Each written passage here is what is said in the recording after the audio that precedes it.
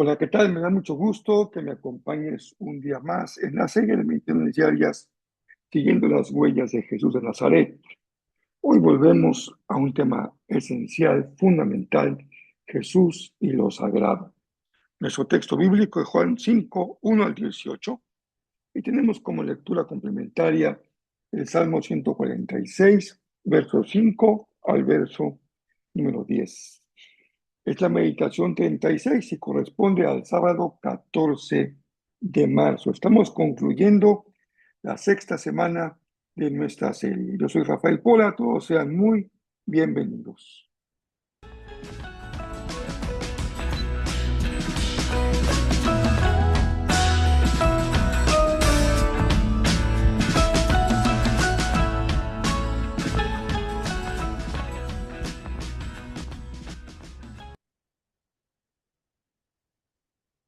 Continuamos nuestra lectura. En esta ocasión vamos al Evangelio según San Juan. Ha sido una enorme bendición estar leyendo los diferentes evangelios, siguiendo las huellas de Jesús de Nazaret. ¿Qué les pareció la meditación del día anterior? Creo que entrar en el terreno de eso que es el ámbito de lo sagrado es algo extraordinario, y especialmente cuando vemos la radicalidad con la que Jesús nos enseñó a vivir en el espacio de lo sagrado.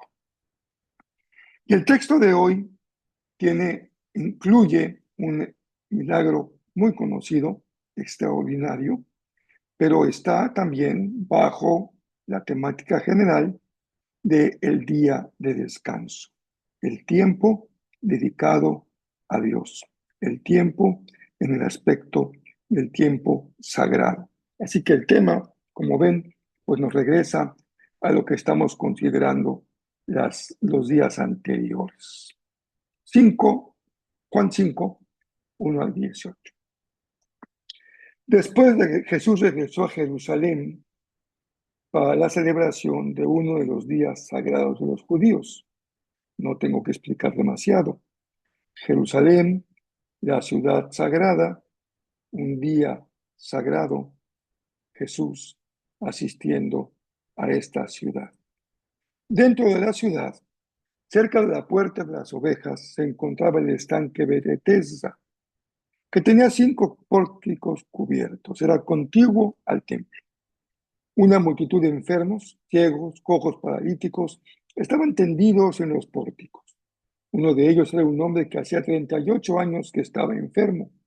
Cuando Jesús lo vio y supo que hacía tanto que padecía de enfermedad, le preguntó: ¿te gustaría recuperar la salud? Es que no puedo, Señor, contestó el enfermo, porque no tengo a nadie que me meta en el estanque cuando se agita el agua. Siempre alguien llega antes que yo. Jesús le dijo: ponte de pie, toma tu camilla y anda. Al instante, el hombre quedó sano, enrolló la camilla y comenzó a caminar. Pero ese milagro sucedió el día de descanso, así que los líderes judíos protestaron. Le dijeron al hombre que había sido sanado: no puedes trabajar el día de descanso. La ley no te permite cargar esa camilla. Pero él respondió: el hombre que me sanó me dijo, toma tu camilla y anda. ¿Quién te dijo semejante cosa? Le exigieron. El hombre no lo sabía, porque Jesús había desaparecido entre la multitud. Pero después Jesús lo encontró en el templo y le dijo: ya estás sano, así que deja de pecar o podría sucederte algo mucho peor. Entonces el hombre fue a ver a los líderes judíos y les dijo que era Jesús quien lo había sanado. Entonces los líderes judíos comenzaron a acosar a Jesús por haber violado las reglas del día de descanso. Pero Jesús respondió: mi Padre siempre trabaja y yo también. Entonces los líderes judíos se esforzaron aún más por encontrar una forma de matarlo, pues no solo violaba el día de descanso, sino que además decía que Dios era su Padre, con lo cual se hacía igual a Dios. La tensión en este relato llega a un punto crítico. Los líderes religiosos ya no solo discuten con Jesús, buscan la manera de matarlo. La controversia, como hemos leído, gira en torno al día de reposo y más profundamente, en la parte final del texto, nos lleva a la afirmación de Jesús de tener una relación única con Dios. En el judaísmo del tiempo de Jesús, el judaísmo del segundo templo, lo sagrado estaba cuidadosamente organizado por la ley y por las costumbres religiosas.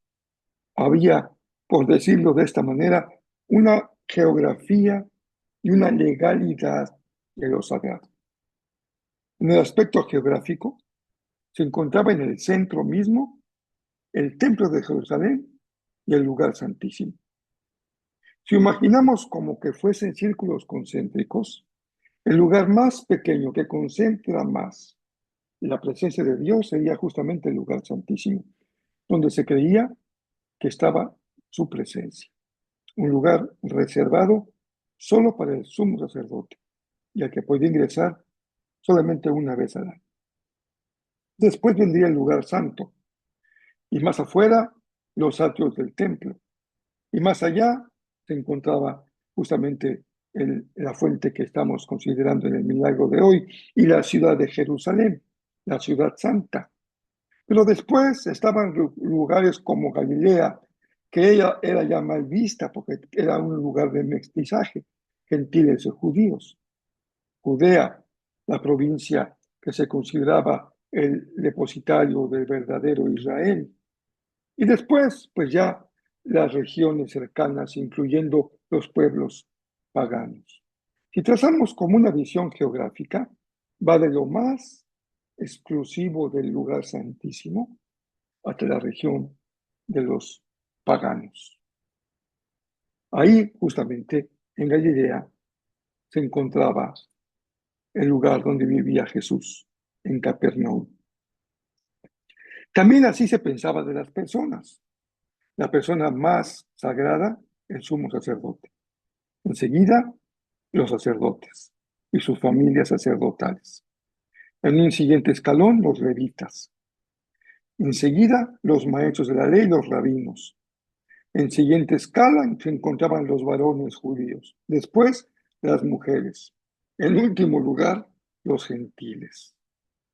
Como pueden ver, lo sagrado estaba muy estructurado. Era todo un sistema que estaba creado para ir separando hacia lo más cercano hasta lo más lejano de la presencia misma de Dios. En ese mapa religioso tan legalizado, tan normalizado, tan bien establecido, aparece Jesús como totalmente disruptivo, como siempre lo fue. Y él aparece en un lugar inesperado. Empieza su ministerio en Galilea, en los márgenes. No es un sacerdote, es un maestro popular. Es, de alguna manera, la imagen de un profeta, pero además algo totalmente extraordinario. Un sanador de enfermos y un liberador de personas endemoniadas u oprimidas espiritualmente. Y sin embargo, desde su inicio de su ministerio, algo especial está en él. La gente lo percibe y lo sigue. Y después, cuando escuchan su enseñanza, se quedan impresionados por la forma en que Jesús enseña, que es la presencia misma de Dios. Lo sorprendente es que Jesús no tiene como tarea reforzar los muros que separan las fronteras de lo sagrado. Por el contrario, la actividad de Jesús es, como se dice en el mundo de hoy, deconstructiva. Empieza a desplazar las barreras de separación. ¿Cómo lo vemos? Con gestos extraordinarios, realmente para su tiempo totalmente inconcebibles. Toca a los enfermos, libera a los endemoniados, come con publicanos, perdona a los pecadores, conversa con samaritanos, Y en lugar de exigir que los excluidos se acerquen con hechos de cambio de conducta al centro de la santidad, Jerusalén, el templo, él lleva lo sagrado, su presencia, a los que estaban más lejos. Allí donde el sistema que había construido el judaísmo levantaba barreras, Jesús abre caminos y por eso estamos caminando tras de sus huellas. Y quienes comienzan a caminar detrás de él no son los poderosos ni los puros, sino los enfermos, los pobres, los rotos, los marginados, que encuentran en su presencia una posibilidad para vivir, para restaurar su vida. En ese sentido, como hemos visto en los milagros anteriores y en las escenas que ya hemos leído, el conflicto entre Jesús y las autoridades religiosas va más allá de la discusión sobre la legislación litúrgica del sábado. Es un choque frontal entre dos maneras de entender lo sagrado. En el sistema religioso tradicional, lo sagrado separa y protege fronteras. En el ministerio de Jesús, lo sagrado se acerca y restaura. Donde el sistema discrimina, Jesús integra. Él es, déjeme decirlo así, haciendo un eco del Salmo número 1, Él se convierte en la hospitalidad de Dios. En Jesús, todos son bienvenidos. Todos aquellos que normalmente quedarían fuera, como tú y como yo. La historia posterior muestra cómo la comprensión de lo sagrado también ha cambiado mucho. Cuando en el año 70 se destruye el templo de Jerusalén, el judaísmo tuvo que reorganizar su vida espiritual. La santidad ya no recaía en el templo, ni tampoco era posible ofrecer sacrificios.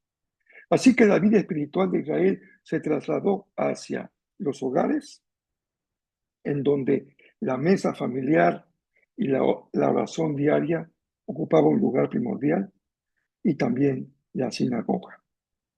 Y con el paso de los siglos, especialmente ya en los siglos, a partir del siglo XVI en adelante, hasta el siglo XX, la época de la modernidad, lo sagrado, de alguna manera, se transforma, adquiere una nueva forma, no desaparece. Si la secularización avanzó de manera terrible y afectó mucho la vida espiritual de las personas, pero en realidad esa espiritualidad dejó de estar tan ligada a templos e instituciones, sino que comenzó a encontrar cauces en donde las personas ya no confesas de alguna religión o denominación, sino buscaban algo espiritual en la dignidad humana, en el arte, en la naturaleza, en la solidaridad con otras personas. Se comenzó a hablar de este aspecto espiritual, de lo artístico, la pintura, la música, la danza, ver con ojos espirituales el mundo natural. Aquí Francisco de Asís hizo su aportación con el hermano Sol, la hermana Luna, el hermano Árbol, la hermana Ballena, y un sentido de solidaridad hacia los demás. ¿Cómo está hoy el mundo de lo sagrado? Hoy vivimos en un mundo, nos guste o no, simplemente lo describo, en donde lo sagrado parece disperso en muchos lugares. Parece que no hay lugares tan centrales como lo hubo en la época de la antigüedad. No hay una ciudad como Jerusalén, sino que se compite en muchos centros de espiritualidad. Para algunos han dejado de buscar a Dios y han caído o en el ateísmo o en el agnosticismo, pero siguen inquietos por la parte espiritual. Algunos ya no practican la oración, ni acuden a los textos sagrados como la Biblia, pero son grandes defensores de la vida, del cuidado del planeta, de los memoriales de víctimas y de la búsqueda de una vida interior auténtica, en la experiencia tal vez de lo estético, que es lo más cercano a lo espiritual. Pero este mapa queda muy fácil de trazar en el judaísmo antiguo con el templo y la ciudad de Jerusalén. Hoy se ha vuelto muy plural y se ha vuelto policéntrico. Pero algo permanece, y es lo que yo quiero que tú observes en esta ocasión. Sigue habiendo intacta una necesidad humana de Dios. Y esto es así porque fuimos creados para Él y necesitamos responder a su llamada. En medio de este panorama que hemos descrito desde el tiempo de Jesús hasta nuestro tiempo, con una pincelada muy rápida, las palabras de Jesús siguen siendo un camino sorprendentemente simple. El acceso a lo sagrado ya no depende de un templo ni de una geografía religiosa. Jesús le dijo a sus discípulos, lo veremos más adelante cuando lleguemos a los capítulos correspondientes en Mateo. Jesús le dijo a sus discípulos, entra en tu aposento, cierra la puerta y ahí en lo secreto habla con tu Padre que está en el cielo. Lo sagrado ya no se define por el lugar que ha sido consagrado para ello. Ya por eso incluso en el cristianismo bíblico no hablamos hoy de templos en el sentido antiguo, sino hablamos de la comunidad de fe, que es la iglesia, las personas.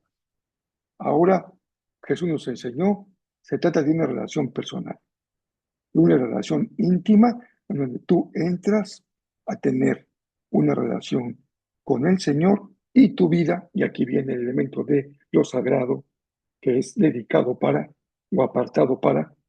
No es que el edificio, las piedras, la tela, el agua tengan algún valor especial de sagrado, sean en sí mismas por su naturaleza sagradas. No, son en realidad la enseñanza es que la vida es sagrada porque se ha apartado para Dios. Hemos sido apartados en Jesús cuando respondimos a su llamada para regresar al corazón del Padre. Cuando vemos la historia de Jesús y cómo va dejando sus huellas impresas en la arena de la playa de Galilea o en las calles de Jerusalén, Jesús deja una huella en donde la muralla que excluye se convierte en una presencia que sale al encuentro del ser humano, como de este hombre enfermo por 38 años, esperando que la suerte lo asista para que por algún efecto milagroso del agua sea sanado. Donde antes había distancia, surge una invitación. Acércate a Dios. Y descubre que la santidad no es un lugar en donde el pecador es destruido. ¿Se acuerdan? Moisés, quita tu calzado porque el lugar que pisas es santo. Y el terror del pueblo de Israel cuando vio regresar a Moisés del monte Sinaí con su resplandor. No, lo santo es ahora lo que restaura, lo que acerca, lo que bendice, lo que transforma, lo que da vida, lo que da esperanza. Eso es muy coincidente con nuestra lectura de referencia del día de hoy en el Salmo 146, del 5 al 10. Pero felices son los que tienen como ayudador al Dios de Israel, el paralítico, los que han puesto su esperanza en el Señor su Dios. Él hizo los cielos y la tierra, el mar y todo lo que hay en ellos. Él cumple todas sus promesas para siempre. Hace justicia al oprimido y da alimento al que tiene hambre. El Señor libera a los prisioneros. El Señor abre los ojos de los ciegos. El Señor levanta a los agobiados. El Señor ama a los justos. El Señor protege a los extranjeros que viven entre nosotros. Cuida de los huérfanos y las viudas, pero frustra los planes de los perversos. El Señor reinará por siempre. Y Él será tu Dios, oh Jerusalén, por todas las generaciones. Alabado sea el Señor. ¿Qué les parece? Les dejo una frase memorable de un gran filósofo, ahí me encanta leerlo, se llama Paul Ricoeur. La frase memorable de este día es: más allá del desierto de la crítica, queremos volver a ser llamados. La frase amerita una muy pequeña explicación. Después de hombres modernos en los que aplicamos todos los recursos de la ciencia para explicarnos el mundo y también para acudir a los textos de la Escritura, dice Ricoeur, queremos volver a escuchar la voz de aquel que nos llama a seguirlo. Que esa sea también tu deseo en esta ocasión. Les envío un abrazo muy cariñoso. Hoy sábado, tómense un tiempo, descansen, reposen. Volvamos a la práctica del tiempo devocional. Bueno, no volvamos porque no quiere decir que lo hayamos dejado. Recordemos que en nuestro tiempo devocional requerimos un tiempo de silencio, de meditación, de reflexión, preparando nuestra vida, nuestra mente, nuestro cerebro, nuestro corazón para el día en paz. Y así como amanecemos en paz, también podamos descansar al final del día y decir, en paz me acostaré. Espero que mañana sea un día muy bendecido aquí en Cancún. Continuamos y vamos a la historia del milagro de la transformación del agua en vino. Lo vimos ya en una meditación, ahora será motivo de la predicación y veremos una de las creencias básicas que vale la pena siempre tener muy claras por su significado en nuestra vida, y es lo que creemos acerca del Espíritu Santo. Así que todos serán muy bienvenidos. Y por aquí nos encontramos, si lo permite así, el próximo lunes.